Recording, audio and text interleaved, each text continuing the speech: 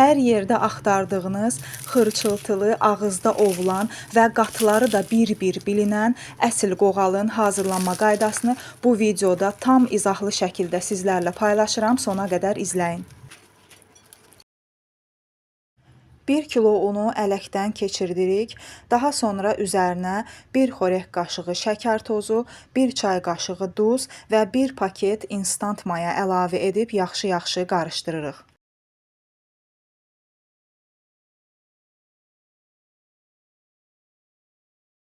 Ortasında bir dəlik açıb 200 ml stəkanla 2 stəkan ilıq su və həmin o stəkanla da 1 stəkan ilıq süd əlavə etdim. Amma onu da qeyd edim ki, əsl qoğalın reseptində süddən istifadə olunmur. Yəni xəmiri ancaq su ilə yoğrulur. Sadəcə olaraq mən özüm reseptdə biraz dəyişiklik edib süddən istifadə etmişəm.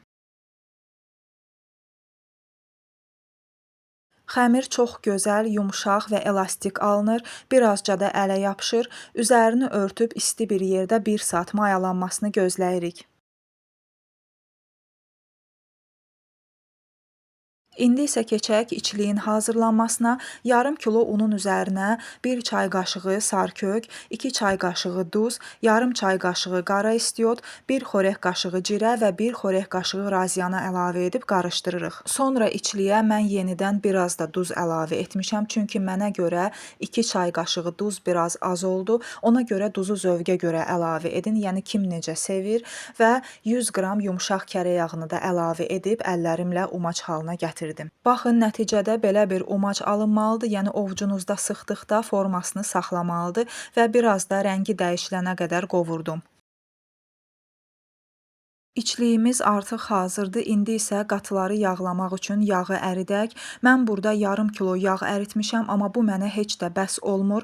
Daha sonra yenidən yarım kilo da əridirəm. Yəni indidən deyirəm ki, 1 kilo yağ əridin. Çünki qoğalın qatılarını nə qədər yaxşı yağlasanız, qoğalınız bir o qədər gözəl, zərif və xırçıltılı alınacaq. Yağın içərisinə 1 çay qaşığı cirə, 1 çay qaşığı raziana, yarım çay qaşığı sarkök, yarım çay qaşığı duz və yarım çay qaşığı da qara istiot əlavə edib qarışdırdım.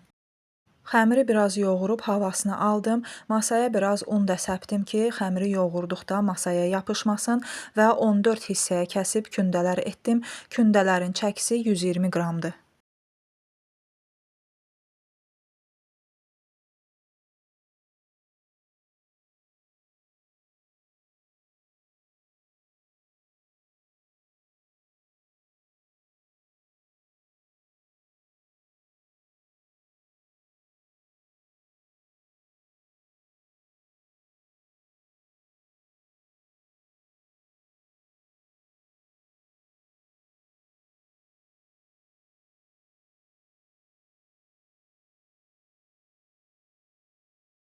İlk hazırladığım kündədən başladım və qalan kündələrin də üzərini örtdüm ki, qurumasınlar.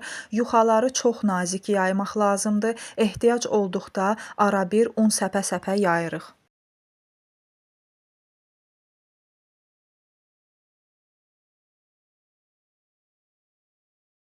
Belə gördüyünüz kimi çox nazik yuxa alınmalıdır və masanı əvvəlcə duru yağla yağlayırıq. Çünki kərə yağı ilə yağlasanız, kərə yağı donacaq və ilk qoyduğunuz yuxa masaya yapışacaq. Bu şəkildə yuxanı masaya yerləşdirib çox ehtiyatla kənarlarını dartırıq. Masanın da diametri 60-dır və bu qaydada hər 14 kündəni nazik yaya-yaya üst-üstə qoyuruq və qatlarını da bolluca yağlayırıq.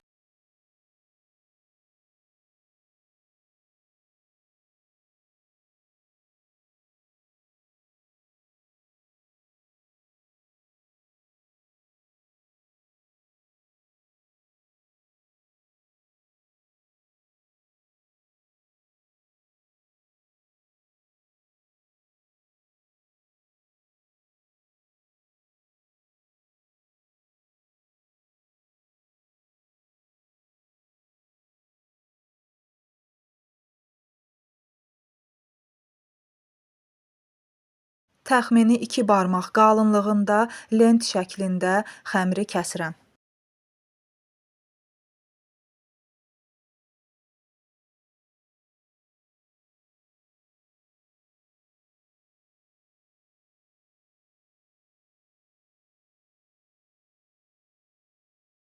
Daha sonra kənarından tutub biraz da darta-darta ortaya kimi bururam. Sona qədər burmuram, çünki məndə qoğal 14 qatdır. Sona qədər bursam çox iri alınacaq qoğallarım. Ona görə ortasına kimi burub kəsirəm ki, orta ölçülü qoğallar alınsın.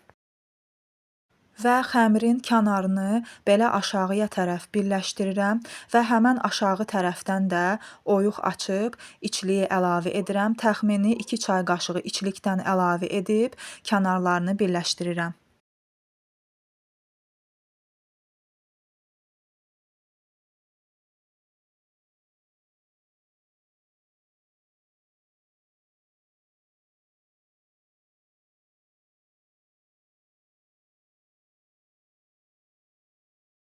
Baxın belə qatları bilinən qoğallar alınır və sonda da üzərindən biraz basıb yastı forma verirəm. Çox basmayın ki, qoğallarınız çox yastı alınmasın və soba listinin üzərində də 15-20 dəqiqə ərzində gözlədirəm. Daha sonra üzərinə sürtmək üçün 2 yumurta sarısına 1 çimdik sarkök əlavə edib qoğalların üzərinə sürtürəm.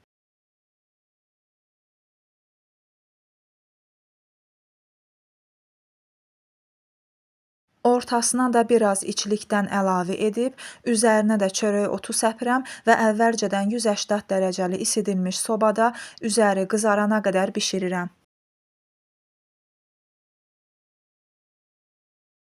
Və budur dostlar, qoğallarımız artıq hazırdır. Çox gözəl, xırçıltılı, ətri də bütün evi bürümüşdü. Bir sözlə çox möhtəşəm bir qoğallar alındı.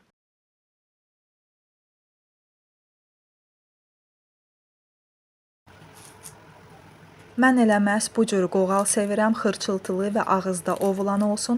Bulka qoğalları qətiyyən sevmirəm və siz də mənim kimi belə bir qoğal sevirsinizsə, mütləq bu resepti sınayın və onu da qeyd edim ki, bu reseptlə hazırlasanız qoğallarınız günlərlə boyatlanmayacaq və bu cür xırçıltılı və yumşaq qalacaqlar.